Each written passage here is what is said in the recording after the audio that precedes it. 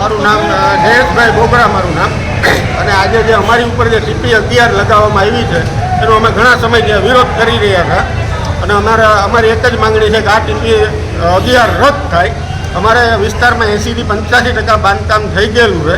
Road રસ્તા light સુવિધા બધી મળેલી છે. તો શું કામ આ લોકોએ ટીપી લગાડી? હજી અમને સમજાતું નથી કે આ લોકોએ શું કામ ટીપી લગાડી છે.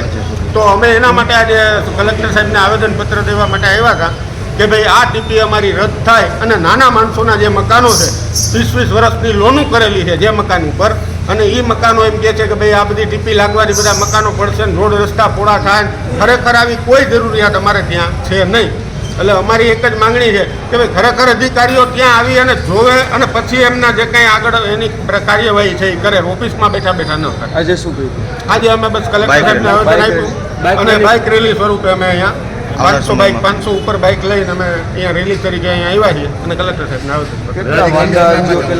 પહેલા 1600 થી 1700 વાંધા અરજીઓ ઓલરેડી વ્યક્તિગત અમે આપેલી છે.